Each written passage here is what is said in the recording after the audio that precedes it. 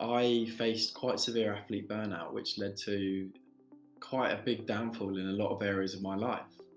But it may sound strange, but I don't regret any of it. I wouldn't change any of that for the world because the learning that I went through on myself has been incredible. My name is Joe Fuggle. I'm a former GB junior 400 metre hurdler and founder of The Athlete Place. I'm 22 years old and I'm a final year student. I've done athletics for around 10 years now, and there's been many, many highs and lows. I think starting off in sports where I did football growing up, I did athletics as well at the same time.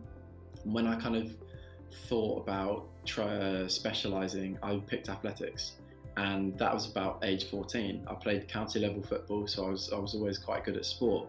But as soon as I kind of chose the athletics, everything kind of went from there. As an athlete myself and spending so much time around athletes, you really kind of get kind of stuck in the kind of elite athlete mindset, or the all you talk about is sport, or all you do is sport. So it's really important to speak to people and to hang around with friends and stuff that aren't athletes. But also it's difficult because they don't understand it. They're not kind of on the same drive as you. And I think that's one of the hardest things, is getting that balance right.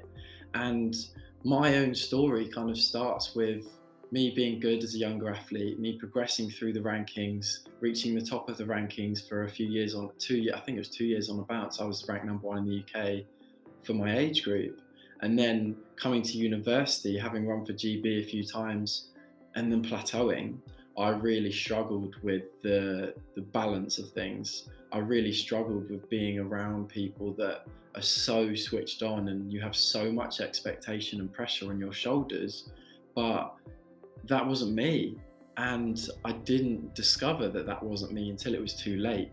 And when I say too late, I went through my own kind of mental health battles involving athlete burnout quite seriously. And for someone who has been obsessed with a sport for so long, and if people know me, they know that I am obsessed with athletics. I always have been, and I still am.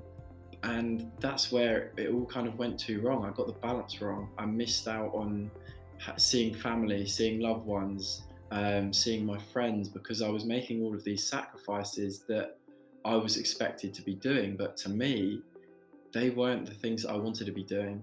And it wasn't until too late that I realised that. And then I then took 10 months out of the sport, and that was the best 10 months because I really found my kind of purpose within sport. I found what I wanted to do and why I was doing it. And that was social benefits and the social aspects of it that really transform your life. If you can't get your balance right, then you're really going to struggle to actually perform optimally in life, in the sport that you do, socially. And these are all things that are critical for human beings to get right. The experiences that I had and the difficulties I faced led me to want to help other people to not experience the things that I've experienced. When I went through my issues, there wasn't really a place for me to go, or people to turn to, because I didn't think they understood. I didn't think they'd actually kind of know what to say or what to do, because I didn't know what to say or what to do.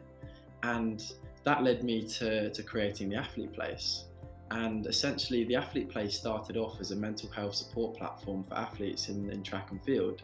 But as that went on, I realised there's so much more to well-being and support than just mental health. So much more.